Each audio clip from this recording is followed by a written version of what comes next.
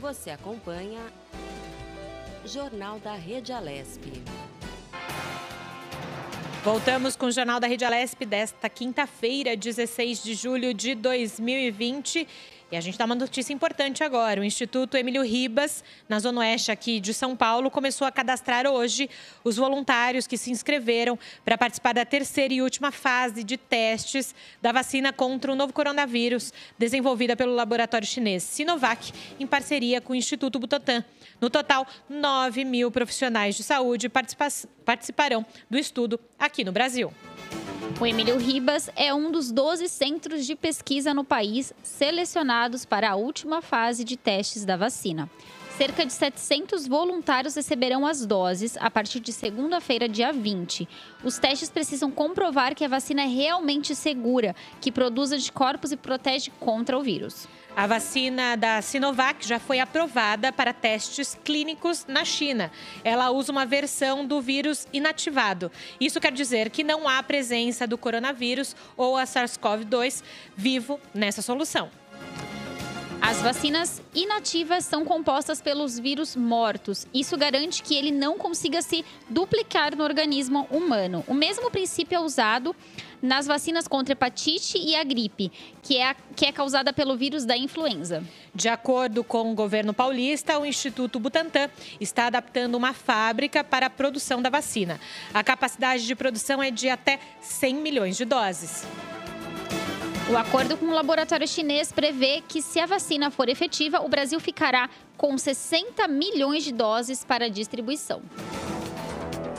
Uma grande notícia, essa parceria do governo do estado de São Paulo com o laboratório chinês. Então, grande notícia mesmo, começando hoje os cadastros, desses voluntários. E a gente segue de mais informação aqui no Jornal na Rede Alesp. A Câmara dos Deputados deve retomar as discussões sobre a reforma tributária suspensa há 3 meses em função, claro, da pandemia da Covid-19. O governo federal ficou de enviar sua contribuição para o debate, mas isso ainda não foi feito. Faz mais de um ano que o ministro da Economia, Paulo Guedes, diz que vai enviar a proposta, abre aspas, na semana que vem, no mês que vem ou no semestre que vem, fecha aspas. No início do mês, o ministro Paulo Guedes disse que pretendia ir entrando no assunto nos 2 a 3 meses. Assim como os parlamentares, a equipe econômica também defende a unificação dos impostos de consumo, mas apenas os federais, com o argumento de que a decisão sobre como distribuir a receita dificulta o debate. Além disso, Paulo Guedes já disse algumas vezes que pretende incluir tributação de dividendos na proposta. Jornal da Rede Alesp. A partir de 3 de agosto, toda gasolina automotiva produzida no Brasil terá que estar adequada às novas especificações da Agência Nacional do Petróleo, publicadas em janeiro desse ano. Essas especificações visam melhor qualidade e eficiência do combustível. As mudanças devem causar aumento no preço da gasolina para o consumidor, ainda em agosto. E agora, então, a gente tem mais entrevistas aqui no Jornal da Rede Alesp. A gente conversa agora com o médico neurocirurgião Renato Andrade Chaves. Ele vai nos falar, então, se a Covid-19 pode ou não causar danos cerebrais. Boa tarde, doutor Renato. Bem-vindo ao Jornal da Rede Alesp. Boa tarde, como vai? Boa tarde, doutor. Eu queria começar a nossa entrevista falando sobre uma pesquisa na Universidade College London que fala das complicações no cérebro, como derrames, inflamações e danos no cérebro do Covid-19. Eu queria que você falasse um pouquinho mais para a gente sobre isso. Na verdade, desde o começo da epidemia, da pandemia, nós temos visto que o cérebro é um órgão bastante afetado, não só o pulmão. Então, o que acontece é que, inicialmente, nós estávamos lidando com uma perda de olfato como se fosse um dos principais fatores. Mas aí foram vistos várias alterações em pacientes internados em UTI, que, geralmente, paciente idoso, ele sofre com um delírio, Delírio, um estado de confusão mental na UTI. Isso já é algo bem descrito e bem esperado. Agora, com a epidemia, como diminuiu a média de idade do pessoal na UTI, então um pessoal mais novo começou a ir para a UTI, eles começaram a observar também que esse pessoal estava tendo delírio, confusão mental, o que não é tão frequente nessa faixa etária. Estudando mais a fundo, eles viram que não só o vírus gosta do sistema nervoso central, então do cérebro, como ele causa uma inflamação do cérebro, que é chamado de encefalite. Essa encefalite, ela leva à confusão, pode levar algumas vezes a algum derrame, né? A pequenas isquemias, uma falta de memória, eles viram que a falta de memória também é muito prevalente, uma afasia, quer dizer, uma dificuldade em se falar, então que existem várias outras alterações que não só aquela perda de olfato ou paladar que nós tínhamos visto no começo da epidemia. Agora, doutor Renato, a gente sabe que a Covid-19 causa, então, aí no cérebro uma baixa oxigenação. E quais as consequências disso para quem não está familiarizado com esse tema? Na verdade, essa falta de oxigenação é porque o coronavírus ele tem uma parcela da patologia dele, uma parcela da doença, por entupimento dos vasos, né? Tanto que foi postulado até o uso de anticoagulante para que seja tratado o coronavírus. Então, esse anticoagulante faria com que não se entupissem os vasos cerebrais e não tivessem derrames. O AVC é a causa última da baixa oxigenação no cérebro. A baixa oxigenação no cérebro pode desde causar sintoma transitório, como convulsão, que é observada também, né? Convulsão, perda de memória a curto prazo, até num caso mais grave, dá um derrame, uma isquemia cerebral. Doutor, os pacientes que já possuem, né, problemas com artrose, artrite e outras doenças neurológicas, eles estão mais propensos à Covid-19? Podem ter mais complicações, né, devido à doença? Na verdade, quando eu estou falando de coisas diferentes, né? Artrose, artrite é outra. A artrite é uma doença em que o seu corpo se inflama por ele mesmo. Seria uma doença como se fosse o lúpus, uma autoimune, tá? A artrose já é mais um desgaste. E doenças neurológicas, claro, o cérebro já é mais propenso a ter algum problema, porque ele tem uma baixa capacidade de adaptação. Então vamos lá, artrose. Quem tem artrose geralmente é um paciente idoso. Sendo idoso, ele já cai naquele grupo de risco, e sendo grupo de risco, ele é mais propenso a ter qualquer tipo de infecção mais grave pelo coronavírus. E isso se dá também no mérito da parte neurológica. Artrite. Artrite, você tem uma inflamação do seu corpo contra você mesmo, como se fosse um lúpus. É também algo que a imunidade não está 100%, na verdade ela está muito, você se ataca, então isso faz com que você seja mais suscetível a pegar o coronavírus e desenvolver as formas mais graves. E nos pacientes com a doença cerebral prévia ou com AVC ou alguma coisa, nós temos que o cérebro já não está funcionando bem, né? Às vezes o que acontece é que você usa uma maior massa para fazer aquela mesma coisa que você faria normalmente com uma massa menor, encefálica, né? Ele é muito mais utilizado para fazer a mesma função. Então, qualquer dano a pequenas células já podem causar uma alteração de função muito grande. Então, esses são grupos de riscos, não só para alteração neurológica, mas como para pegar a própria doença em si. Agora, doutor Renato, a gente está falando então dessas complicações cerebrais, derrames, inflamações, demência. Até que ponto a consequência disso pode ser permanente depois desses pacientes acabarem tendo a Covid-19? Sim, agora nós já conseguimos ver algumas consequências permanentes, que se dão por conta de AVCs, né, de isquemia cerebral. O cérebro morto não recupera. Então, isso realmente é algo permanente. Agora, os pacientes que convulsionaram, os pacientes que têm algum certo grau de confusão mental, Isso vai ter que ser estudado mais a fundo, porque, por incrível que pareça, o coronavírus sendo novo, existem outros vírus da mesma família que já causava doença em seres humanos, mas esse é totalmente diferente. Para eu te falar especificamente dele, isso vai demorar 2 anos para nós sabermos quais que são as sequelas que realmente vão ficar. Geralmente, sequela neurológica, até 3 a 6 meses, melhora muito. Então, antes desse período, é difícil falar que tem sequela permanente. A única que eu posso falar realmente que é permanente é o derrame, porque o cérebro, o AVC, né? Porque o cérebro que está morto, ele não vai se recuperar. E o coronavírus tem um tropismo, tem uma facilidade, uma predileção para formar trombo e facilitar a isquemia.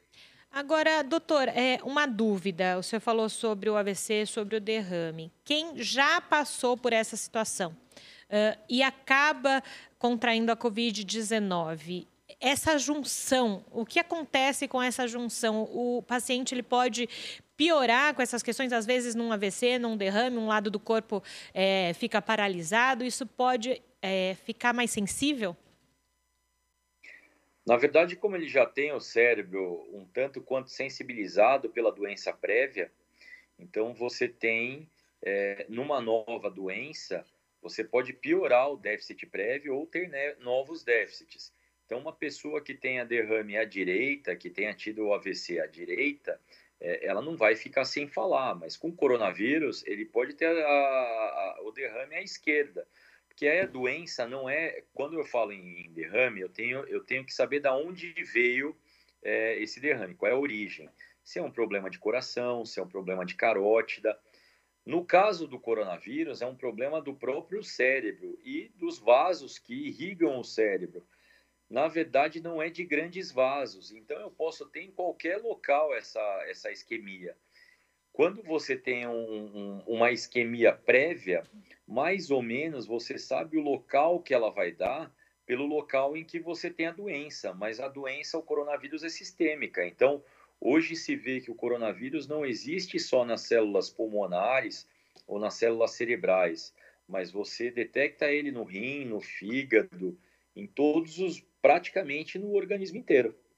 Agora, doutor Renato, como o senhor bem falou, né, o vírus, o coronavírus, a Covid, ela vai mudando ali as formas, até como a comunidade médica tem enfrentado isso. E claro que também as consequências disso para as pessoas, né, também vai mudando. Há pesquisas. Como é que a comunidade científica e a comunidade médica se conversa com relação justamente a essas pesquisas, a entender dentro da sua área, né, do cérebro, o que vai influenciar nas outras áreas? Como é que é essa conversa, então, do que dá consequência, né? Para quem está escutando a gente, também para os médicos, vão se acostumando dia após dia com a doença, né?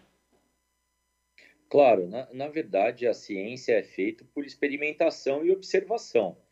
Nós estamos na parte da observação. Então, nenhum médico acha que sabe tudo sobre o coronavírus, até porque é algo novo. E outra, há 2 meses atrás, a maior voga do coronavírus era com relação ao pulmão. Depois se foi pensando em lesões isquêmicas, agora está se falando sobre o cérebro. Daqui um pouco vão se estudar melhor a relação dele com o fígado, com o rim. Só que eu preciso cada vez mais ter pacientes. Com relação às observações que vão ser feitas em pacientes, eu amplio o conhecimento científico. Então, na verdade, é uma doença que está sendo aprendida e entendida em conjunto, né? Ninguém sabe muito bem quais são as sequelas permanentes, porque eu não tenho tempo para te falar o que é permanente. Como você me perguntou logo atrás, se realmente, quais são as sequelas que vão ficar permanentes? Eu tenho que falar para você, eu não sei. Eu sei que as sequelas permanentes são aquelas que eu consigo ver no exame que tem uma lesão isquêmica que o cérebro morreu, então o cérebro não volta. Isso é uma sequela permanente. Agora, a anosmia, que é a falta de olfato, está bem descrito que até um mês geralmente volta, mas são 50%. E esses outros 50%, em quanto tempo vão recuperar?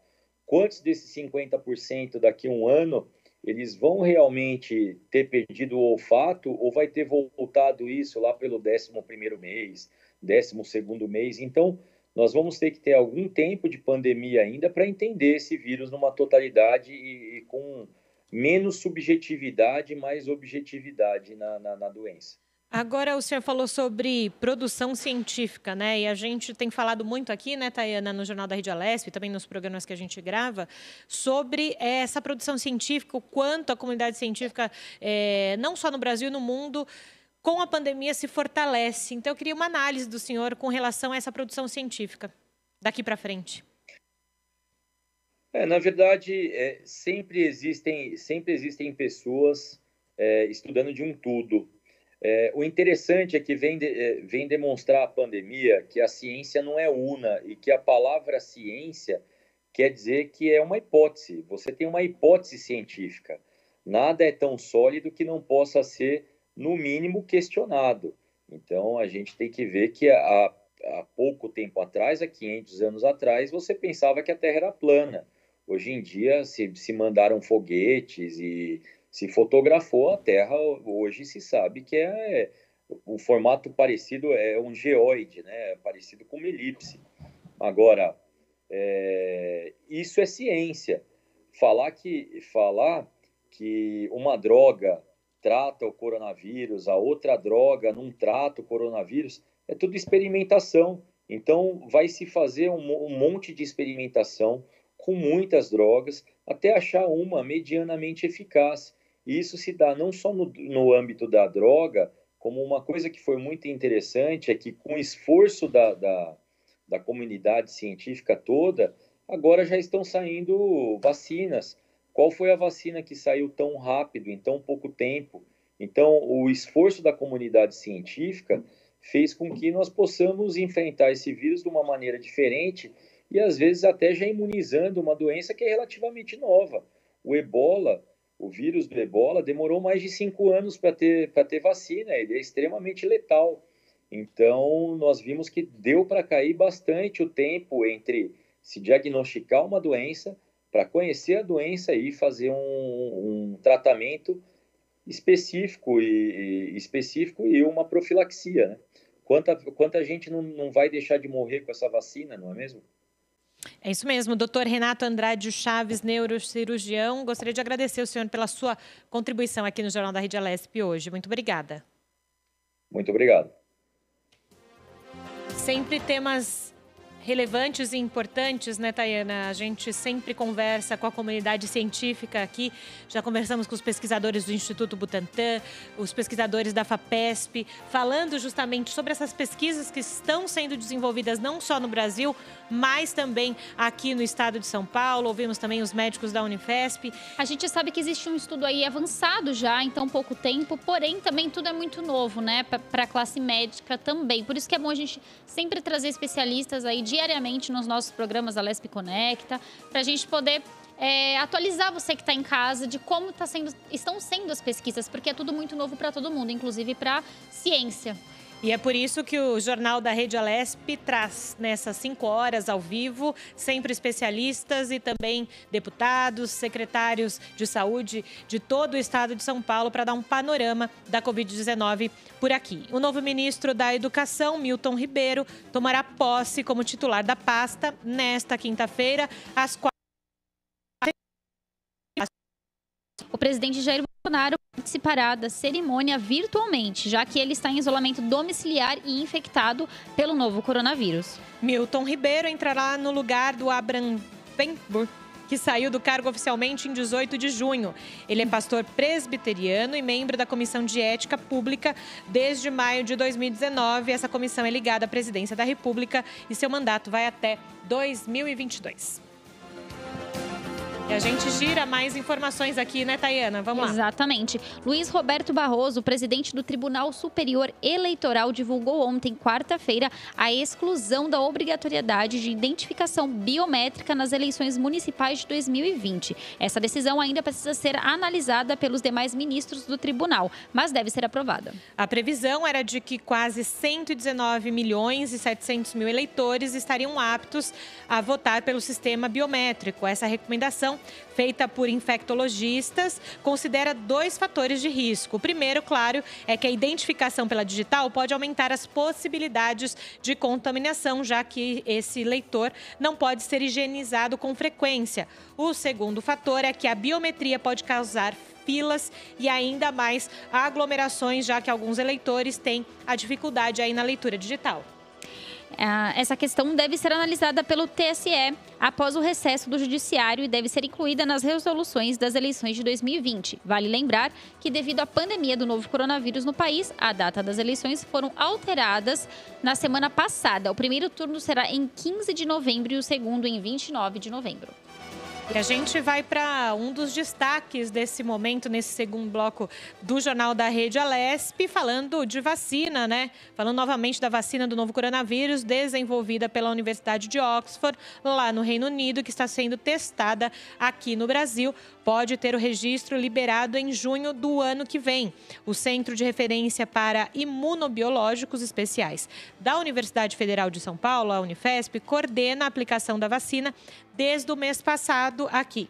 E a gente já vai para a coletiva de imprensa do governo do estado de São Paulo, lembrando, lá no Palácio dos Bandeirantes, hoje quinta-feira, é a coletiva de imprensa, a coletiva da saúde, né, que vai nos atualizando, Tayana, nesse momento, os números aqui no estado de São Paulo e também no Brasil. E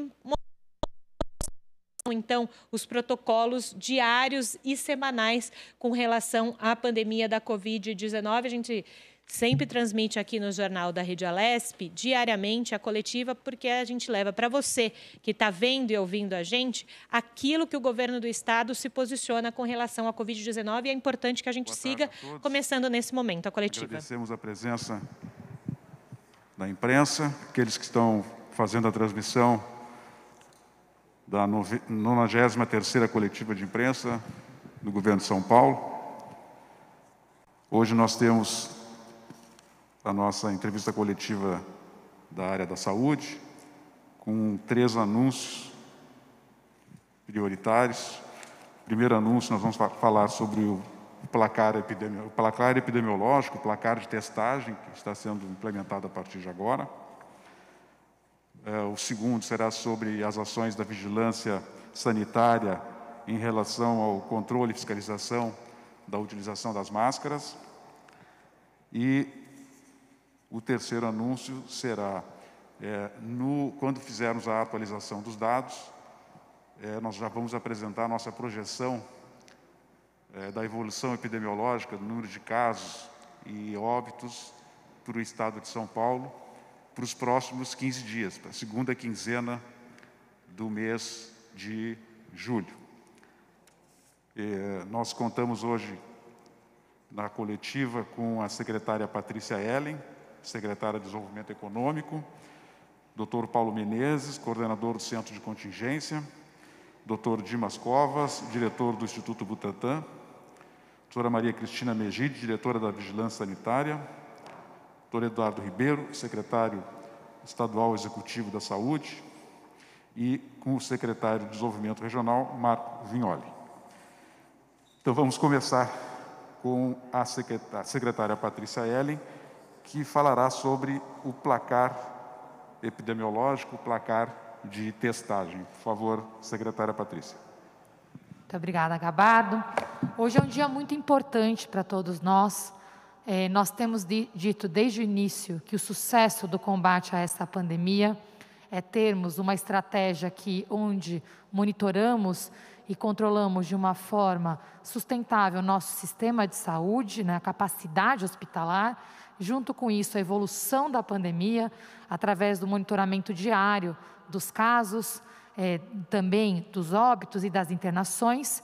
E o terceiro pilar é o fortalecimento da nossa estratégia de testagem, monitoramento de contatos e isolamento, para que possamos ter uma retomada gradual das atividades de forma segura, responsável, mas acima de tudo, para que possamos proteger vidas. O governador Jean Dória nos pediu sempre para nos inspirarmos em práticas internacionais, mas sempre adaptarmos para a nossa realidade. E com isso, nós olhamos os países que fizeram estratégias mais bem-sucedidas de testagem e vimos entre países como a Alemanha, Coreia do Sul, quais eram os indicadores e o nível de testagem que eles alcançaram. A Alemanha, em junho, quando estava com a pandemia, numa situação parecida com a nossa, um pouco mais avançada, mais parecida, eles estavam com um nível de testagem em torno de 50 testes para cada 100 mil habitantes. Hoje, o número deles é de 70 testes a cada 100 mil habitantes. E a meta foi buscarmos um modelo parecido para crescermos o nosso nível de testagem, dando mais segurança à população. Uma série de iniciativas foram anunciadas aqui, como o selo de testagem privada, a resolução que foi lançada e publicada, reforçando a obrigatoriedade de reporte de números de testes pelo setor público e pelo privado, e também ferramentas de monitoramento de contatos e isolamento que estão sendo, neste momento, pilotadas para que a vigilância epidemiológica e a vigilância sanitária tenham condições de fazer um trabalho ainda mais bem-sucedido na ponta para apoiar a nossa população que mais precisa.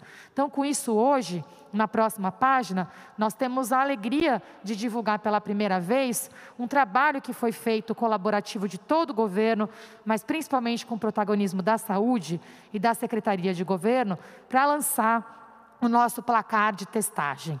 Esse placar de testes aqui tem o histórico de todos os testes realizados nesses últimos meses e já conta uma primeira vitória, que foi que em 2 meses nós aumentamos a nossa capacidade de testagem do Estado em mais de 500%. 1,1 milhão de testes foram realizados até o final do mês de junho, até o dia 30 de junho. Esse número nos coloca nesse patamar de referência que eu mencionei da Alemanha, mas com as adaptações e ferramentas da nossa realidade, para que possamos apoiar a população que precisa. Então, o primeiro compromisso atendido foi trazer para vocês todo o histórico de testes realizados no nosso Estado. O segundo compromisso que nós trouxemos foi trazer a divulgação desses dados regularmente. Na próxima página, nós temos a visão da semana epidemiológica, da primeira semana epidemiológica de julho, com o número total de testes realizados e a média diária dessa primeira semana epidemiológica de julho, com 18 mil testes dia. Tá? Esse número nos aproxima daquele número que eu falei da Alemanha. Nós estamos realizando cerca de entre 45 e 50 testes a cada 100 mil habitantes no nosso estado. Mas nós não queremos parar aí. O governador João Dória nos pediu para termos metas mais ambiciosas, para que São Paulo seja a referência, não somente para o Brasil, mas para o mundo, no combate dessa pandemia. Então, a ideia é que essa meta ela seja aumentada. Em julho, temos aqui o trabalho de manter esses números que foram apresentados em junho, mas em agosto, de seguir expandindo os números de testes a cada 100 mil habitantes, mas também em melhorar e modernizar cada vez mais a nossa estratégia de monitoramento de contatos e isolamento de casos e casos suspeitos, para que juntos possamos combater essa pandemia. Muito obrigada, e eu queria finalizar parabenizando o esforço conjunto, em especial dos agentes de saúde que estão na ponta. 7.500 pessoas hoje nas vigilâncias municipais estão realizando o trabalho diário de acompanhar a população para podermos fazer o trabalho de controle e combate da pandemia. E finalizar agradecendo a equipe de tecnologia que viabilizou a criação desse placar de testes que está sendo publicado hoje no Sistema de Monitoramento Inteligente de São Paulo, no CIMI-SP. Muito obrigada. Obrigado, secretária Patrícia. Passo agora para o Dr. Paulo Menezes, coordenador do Centro de Contingência, para sua manifestação em relação a esse tema do placar de testes, testagem, placar epidemiológico. Obrigado, Gabardo. Boa tarde a todos. Eu quero reforçar a importância do que nós estamos aqui anunciando e tornando público e sistemático. Nenhum outro estado do país tem hoje essa condição de juntar as informações dos laboratórios públicos com os laboratórios privados para poder avaliar de fato qual é a situação de testagem no estado de São Paulo. Eu quero também reforçar que essa estratégia de testagem, a avaliação da testagem, ela faz parte da estratégia de enfrentamento da pandemia através da vigilância em saúde, das ações que a secretária Patrícia já colocou, de trabalho das equipes de vigilância em saúde, das equipes de atenção primária de todos os municípios do estado de São Paulo. É dentro desse contexto que a testagem está colocada. Ela, por si só, ela não consegue trazer os resultados que nós precisamos no enfrentamento da pandemia. Queria também concluir dizendo que nós, assim, damos mais um passo na transparência, tendo a disponibilização desses números. Nós temos falado em ocasiões anteriores da importância, por exemplo, de separar o que são os testes diagnósticos, os números correspondentes aos testes diagnósticos e os números correspondentes aos testes que permitem avaliar epidemiologicamente a situação de infectados na população. Então, daqui para frente, essa vai ser uma rotina que vai ajudar mais ainda na compreensão e no enfrentamento da pandemia. Muito obrigado. Muito obrigado, doutor Paulo. Ainda nesse tema dos testes, manifestação agora do doutor Dimas Covas, diretor do Instituto Butantan. Obrigado.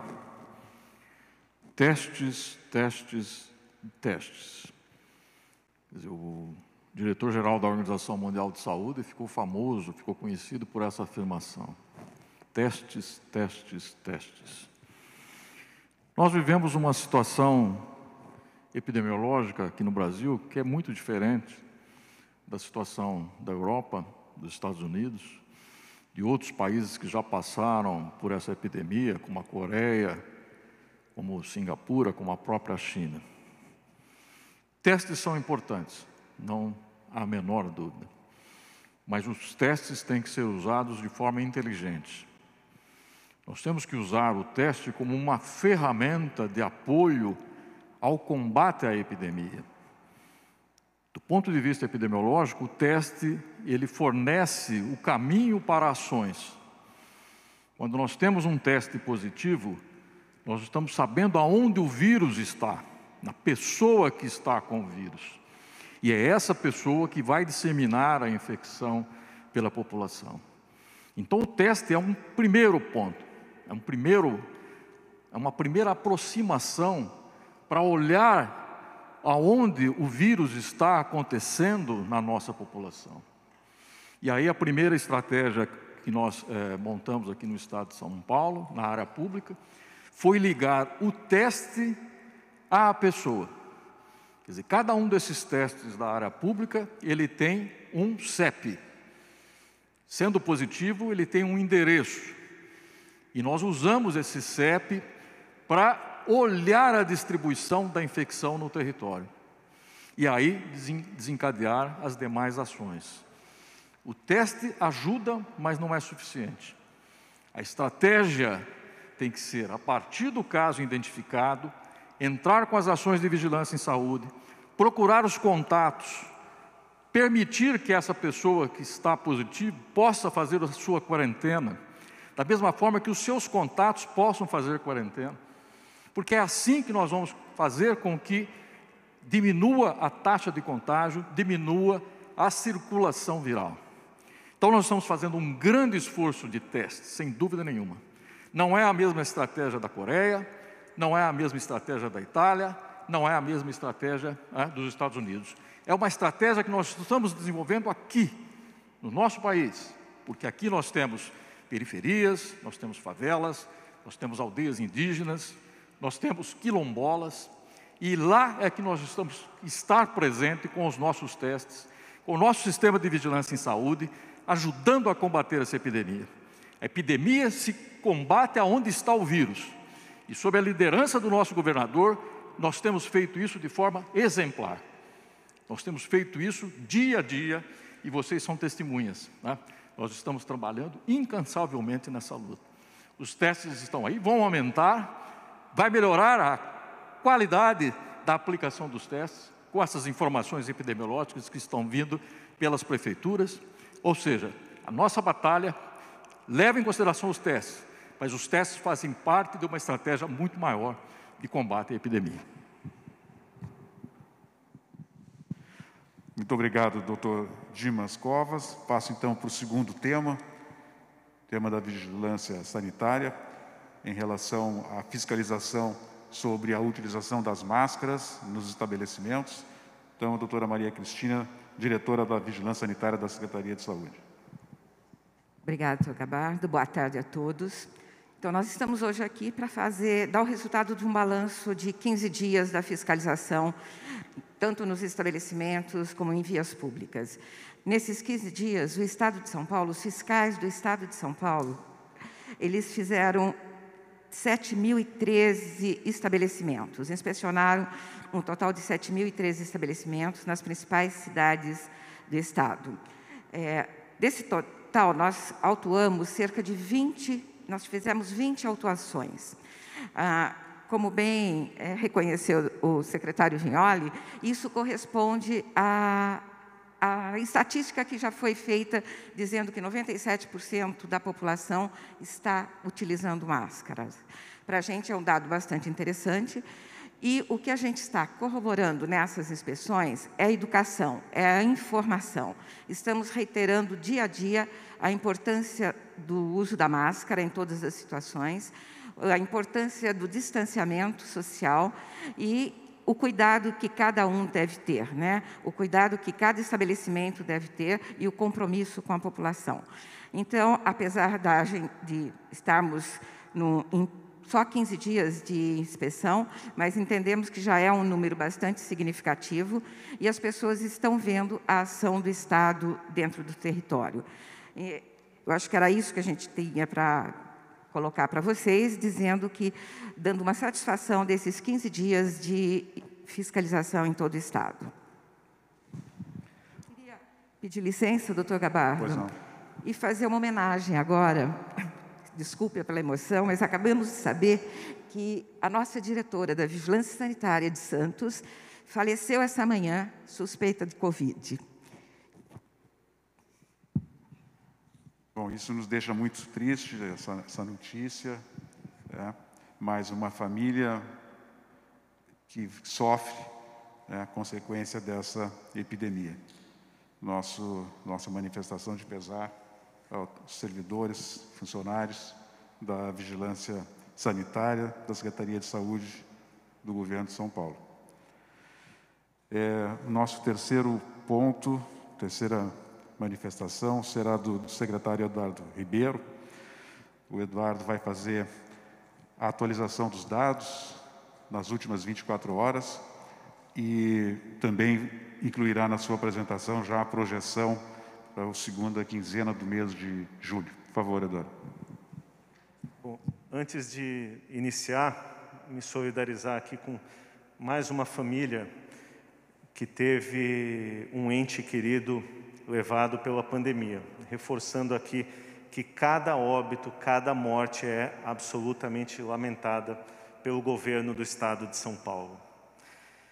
Em relação à atualização dos dados, hoje totalizam no Brasil 1.966.748 casos e 75.366 óbitos. No estado de São Paulo, a totalização é de 402.048 casos e 19.038 óbitos. Em relação à taxa de ocupação de leitos, no estado de São Paulo, 66,5% de taxa de ocupação de leitos de UTI e na Grande São Paulo, 65% taxa de ocupação de leitos de UTI. Temos, no momento, internados em UTI, 5.982 pacientes e internados em enfermaria, 8.884 pacientes. Destacando um número que sempre nos estimula, que é o número de casos recuperados. hoje totalizando 252.699 pacientes recuperados, com 56.057 altas hospitalares. Em relação à projeção de casos no estado de São Paulo, trazemos aqui a curva que faz o fechamento da primeira quinzena de julho. Então, finalizamos a primeira quinzena de julho com uma totalização de 393.176 casos, que se encontra dentro da margem estimada pelos modelos adotados no governo do estado de São Paulo. Próximo. Bem como em relação à projeção de óbitos, fechamento da primeira quinzena, totalizamos 18.640 óbitos, também dentro da margem, aqui na margem inferior da projeção. Importante aqui destacar o índice de aderência média dos modelos adotados pelo estado de São Paulo. Como podemos observar, o índice de aderência mês a mês vem demonstrando elevada adesão dos modelos de projeção adotados pelo governo do estado de São Paulo. Essa evidência, mais do que demonstrar, ela materializa o êxito do Plano São Paulo, um plano que obedece às diretrizes da ciência e vem salvando vidas no estado de São Paulo. Próximo. Então, na continuidade das projeções, aqui mantendo o nível de absoluta transparência do governo do estado de São Paulo, nós apresentamos a projeção de casos no estado para a segunda quinzena de julho, onde iniciamos com a totalização de 402.048 casos, demonstrando, reiterando, na realidade, o compromisso do governo do estado de São Paulo em buscar que esse número mantenha-se sempre na margem inferior das projeções. Próximo. E para finalizar, em relação à projeção de óbitos no estado de São Paulo, iniciamos a segunda quinzena de julho com uma totalização de 19.038 óbitos, numa projeção esperada sempre nas margens inferiores projetadas. Muito obrigado. Obrigado, secretário Eduardo. Gostaria de só reafirmar que essa projeção para a primeira quinzena do mês de julho, o êxito naquilo que nós estávamos prevendo, o fato de nós termos ficado exatamente dentro daquela previsão, dentro das margens estabelecidas, cumprimentar aos membros do Centro de Contingência e aos especialistas que auxiliam o Centro de Contingência, assessoram, ajudam o Centro de Contingência nesses modelos matemáticos que fazem as projeções a cada 15 dias da evolução da nossa epidemia no estado de São Paulo. Próximo a falar, o secretário Marco Vignoli vai comentar essa questão também dessas projeções e do resultado que nós obtivemos na primeira quinzena de julho. Boa tarde a todos. Rapidamente aqui fazendo um balanço sobre o interior do estado de São Paulo. Nós seguimos avançando com a construção de novos leitos de UTI, principalmente nas regiões com uma ocupação mais alta desses leitos, ressaltando aqui Ribeirão Preto, Piracicaba, Franca e a região de Campinas, todas essas com investimentos do governo do estado, e 179 respiradores sendo encaminhados ao longo dessa semana. Nós estamos também alertando aos municípios e, de acordo com o trabalho feito pela nossa vigilância sanitária do governo do estado de São Paulo, a doutora Megide já falou aqui sobre de que forma foi feito esse trabalho ao longo desse último período, dos últimos 15 dias. Voltamos com a transmissão aqui na TV do Jornal da Rede Alesp. Você segue também por aqui com a coletiva do Governo do Estado de São Paulo, que acontece nesse momento lá no Palácio dos Bandeirantes. Os dados pela doutora Megide impactam todas as regiões do Estado de São Paulo. Nós temos 28 regiões da vigilância sanitária estadual e todas elas tiveram a sua fiscalização. É importante ressaltar que esse trabalho feito pelos profissionais da vigilância estadual, somado ao trabalho das vigilâncias municipais,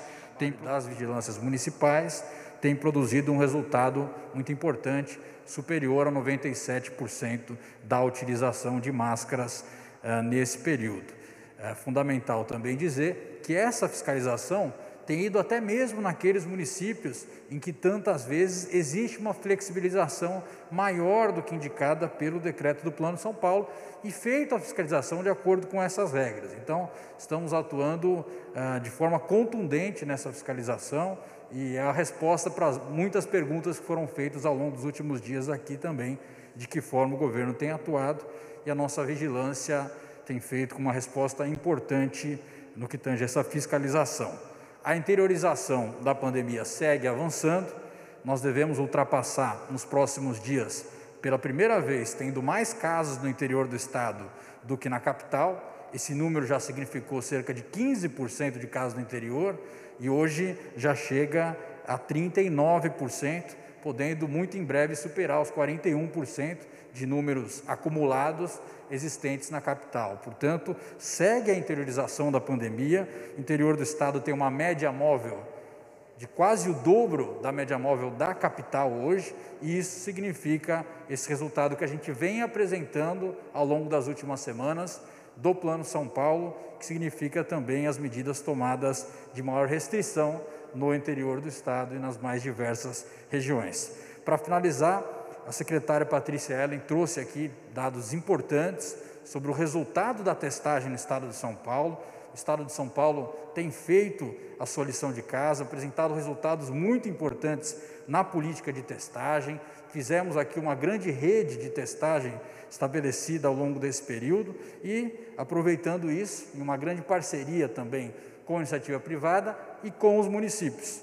Nós colocamos como meta, e daí hoje pedindo para que os municípios possam acompanhar e seguir essa meta, para que em conjunto a gente supere índices estabelecidos pelo governo do estado, de 5 testes para 10 mil habitantes por dia, ou 50 testes para 100 mil por dia no mês de julho, e no mês de agosto, 7 testes por 10 mil habitantes, ou 70 testes por 100 mil habitantes, para que fique fácil para as prefeituras utilizarem esses parâmetros, são os parâmetros estabelecidos aqui pelo governo do estado de São Paulo, para atingir os 30 mil testes por dia no mês de agosto, tendo aqui uma testagem contundente no estado de São Paulo.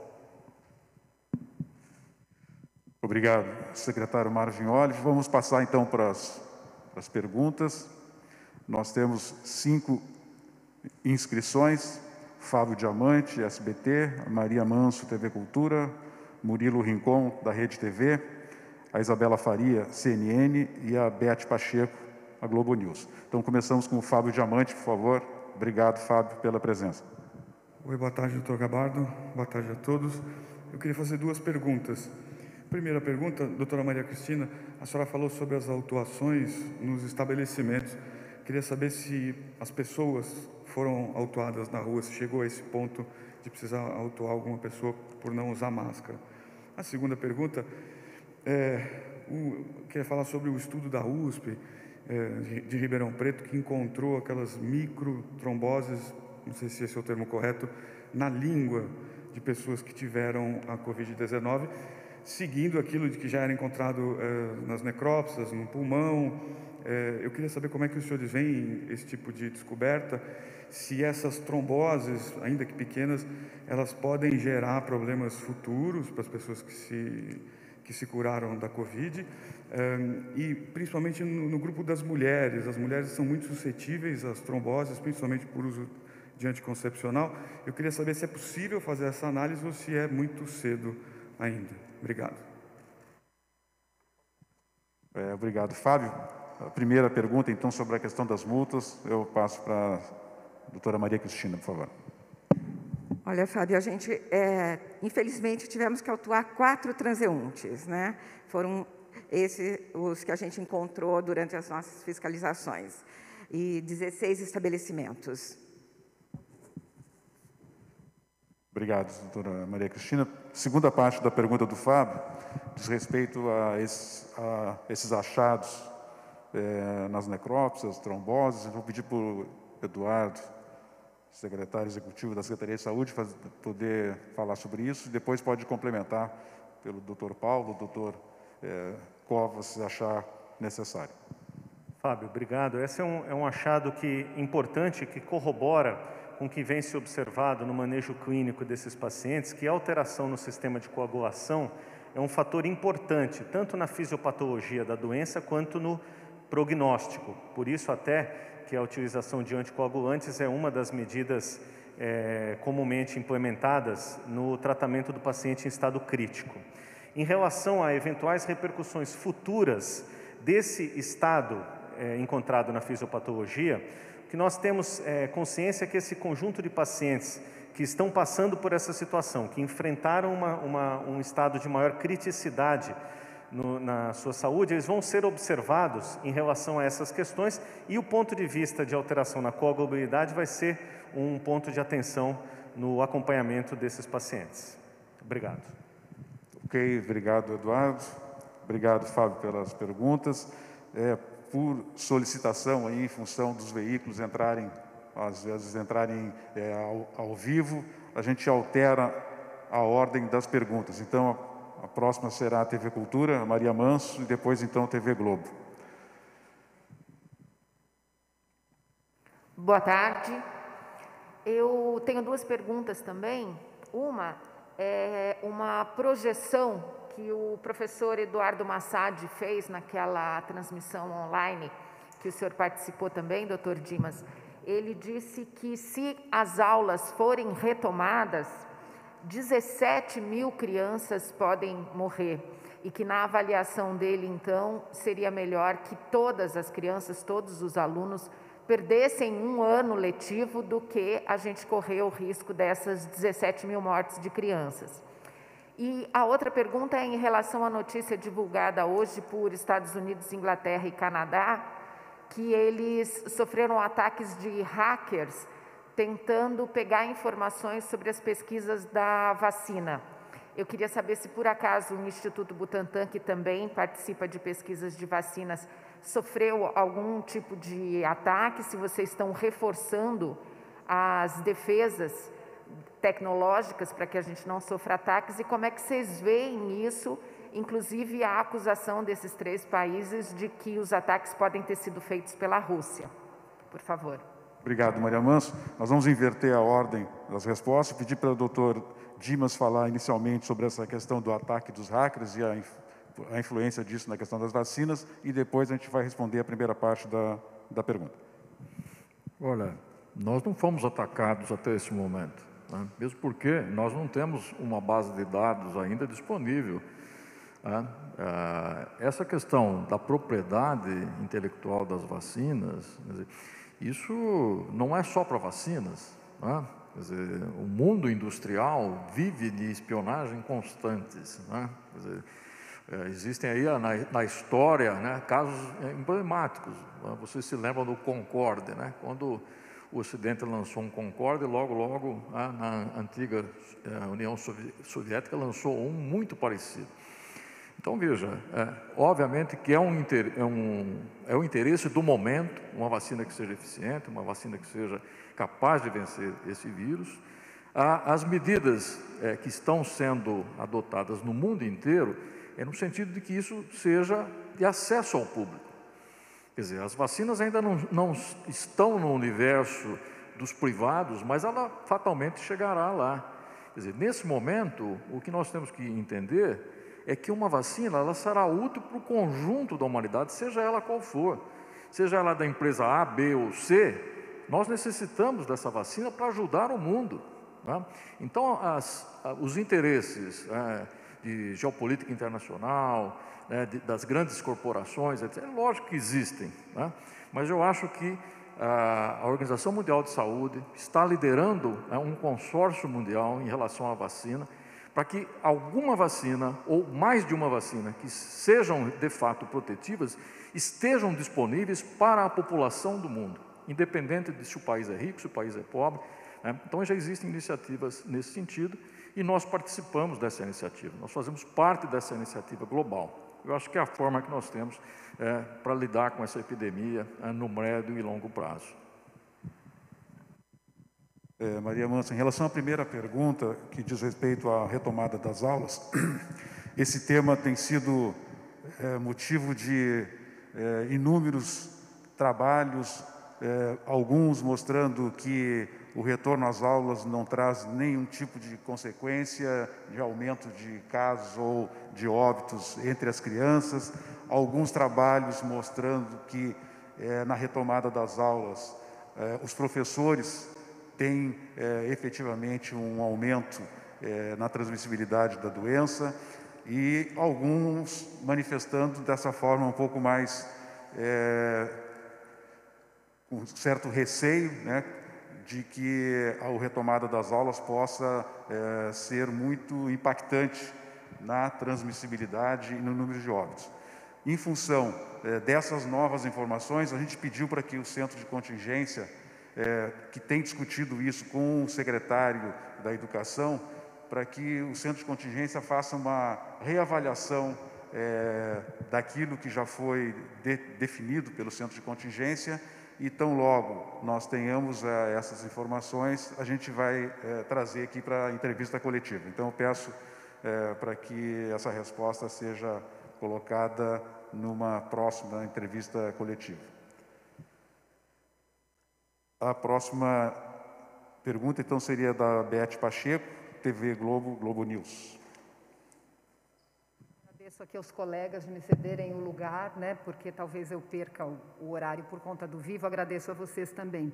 Eu queria só entender um pouquinho melhor essa ampliação da capacidade aí em 500%. Se inclui também os laboratórios particulares nessa conta, né, se o Estado está também considerando esses laboratórios.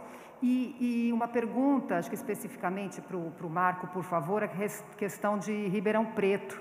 Ontem a gente viu o prefeito na entrevista coletiva, né, dizer que está trabalhando com 97% da capacidade dos leitos de UTI. Queria saber se Ribeirão Preto, o que está previsto para lá, se está indo respirador, como é que está a situação? Se vem paciente também de lá para os hospitais de campanha, daqui? Obrigada.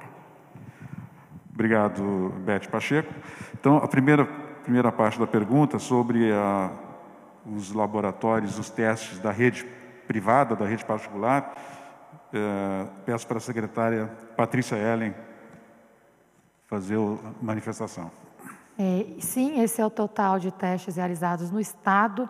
Hoje, cerca de metade disso está sendo realizada pela rede pública estadual de testagem e a outra metade pelo setor privado, Beth Pacheco, mas aqui é o total do Estado.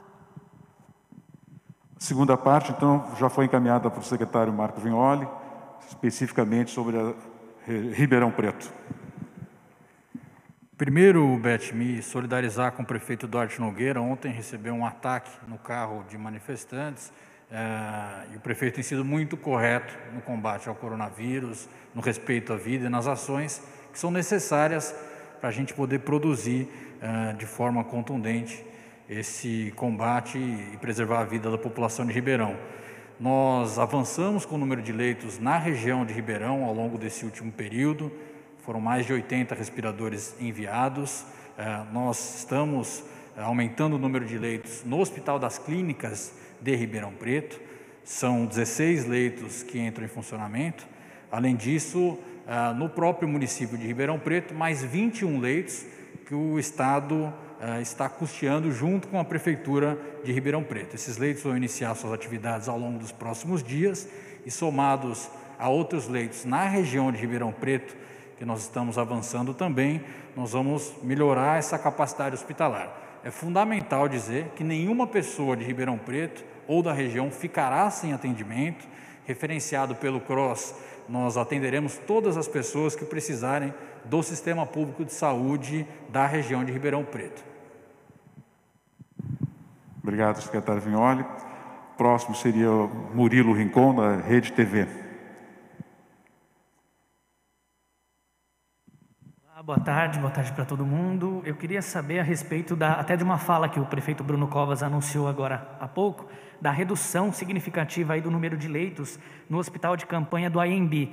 Queria saber se isso já estava previsto na questão da previsão de vocês para a próxima quinzena desse mês, se isso vai de acordo, né, com o que vocês esperam do crescimento do número de casos, e também se já há expectativa de fechamento deste próprio hospital de campanha do AMB já para o mês que vem, depois dessa quinzena, ou de algum outro que ainda esteja funcionando. Obrigado. Obrigado, Murilo. Vou passar para o Eduardo, mas preliminarmente responder que na nossa projeção de casos e de óbitos não existe nenhuma interferência da questão de capacidade de leitos, né? O número de leitos ele entra no estabelecimento da classificação da região para estabelecer a fase, mas não entra na projeção de casos e óbitos. O Eduardo se pode complementar em relação a essa manifestação do prefeito Bruno Covas, por favor.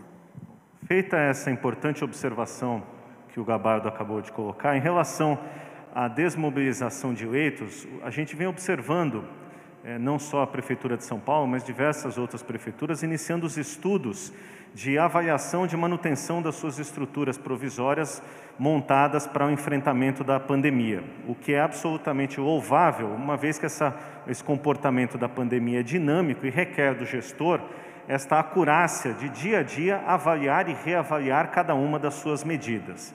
Lembrar que o hospital de campanha do AMB é um hospital municipal e que vem, imagino eu, na diretriz que vem sendo dada pelo município, que já desmobilizou o hospital de campanha do Pacaembu, também avaliando esta possibilidade.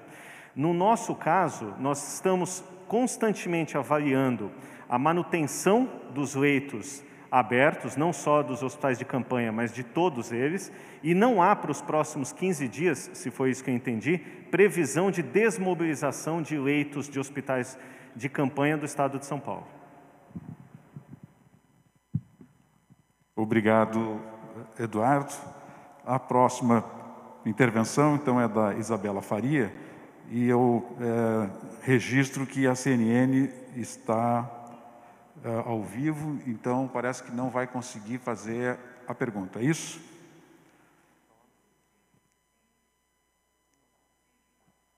Ok, então vamos encerrar por aqui a entrevista. Muito obrigado pela presença de todos e até amanhã, quando nós retomaremos a coletiva já com a presença, então, do nosso governador João Dória. Obrigado. Esta foi a coletiva de imprensa, então, do Centro de Contingência da Covid-19 aqui do estado de São Paulo, com informações muito importantes nesta quinta-feira. Quem acompanhou a coletiva aqui foi a Tayana. Tayana, o que temos aí de novidade? Hoje foram 3 pontos, né? Eles falaram um pouquinho do placar epidemiológico e, nesse quesito, a secretária Patrícia Ellen, ela parabenizou os 7.500 profissionais que estão fazendo a vigilância epidemiológica, né? Que fazem aí o placar de testes.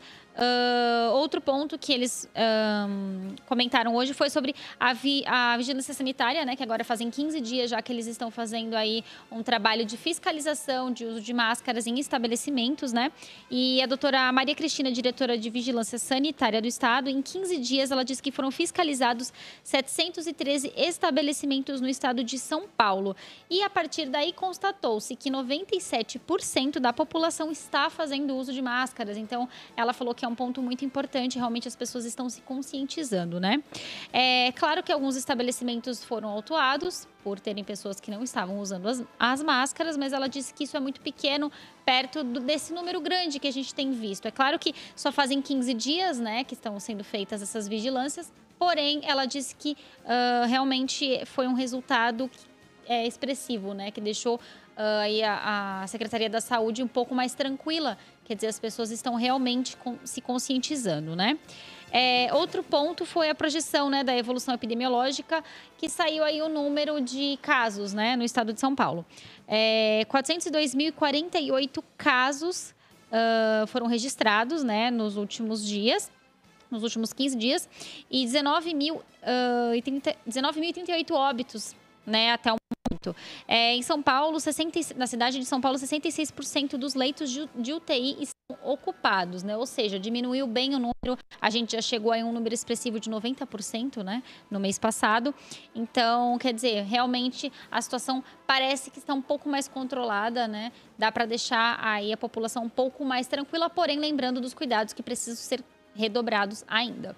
A gente não pode esquecer, né? A gente sempre fala desde o início dessa cobertura aqui do Jornal da Rede Alesp da pandemia da Covid-19, da importância do isolamento social, da quarentena, de seguir as regras apresentadas não só pelo governo do estado de São Paulo, mas pela Organização Mundial da Saúde. E a gente vai refletindo nos resultados e nos números que a Tayana nos apresentou agora. E o Jornal da Rede Alesp, então, vai para um rápido intervalo. Na sequência, muito mais informação para você até as 2h30 da tarde. Vamos dar uma paradinha, em poucos minutos estamos de volta.